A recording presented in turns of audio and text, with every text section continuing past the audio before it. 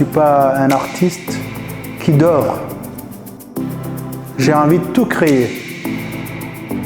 Aujourd'hui, je peux créer une voiture. Demain, je peux créer un dauphin. Demain, après-demain, un requin. Donc, j'aime créer.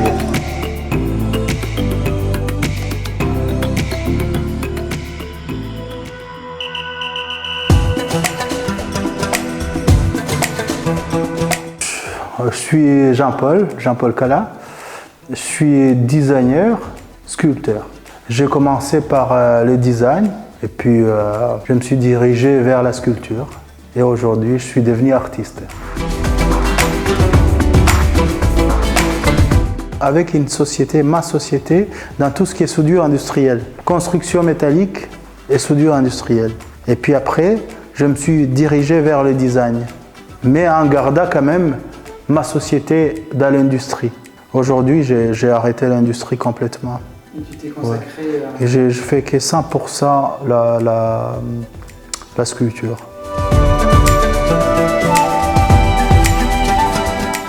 Alors, quand je faisais du design, je sentais qu'il y avait quelque chose qui me manquait dans mon travail. Et c'est en réfléchissant, etc., que je me suis dit, peut-être la sculpture, ça peut me donner les bonheurs qui me manquent. Et puis voilà, j'ai commencé à faire le prototype de la sculpture, etc. Et aujourd'hui, j'arrive à faire de belles œuvres d'art. J'utilise des techniques différentes parce que je n'ai pas envie de tomber dans une routine, de faire toujours la même technique. C'est pour ça que j'ai créé des techniques différentes, donc technique fermée et technique ouverte. Les sculptures animalières, en fait, ça a une histoire pour moi parce que je suis né déjà en Afrique, dans un pays où il y a beaucoup de parcs animaliers. Et chez moi, c'était plus ou moins à 20 km du parc. Donc le parc des gorilles, les tigres et les panthères, etc.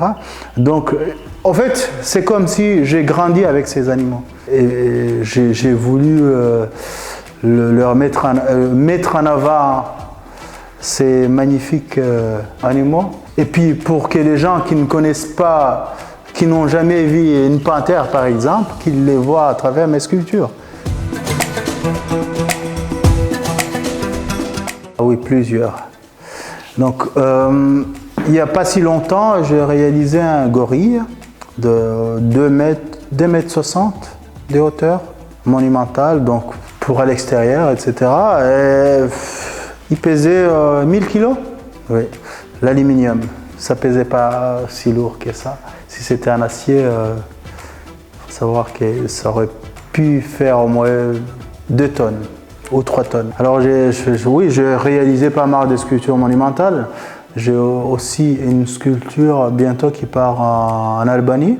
Mais ça a une histoire malheureusement triste. C'est un père qui a perdu son fils dans un accident.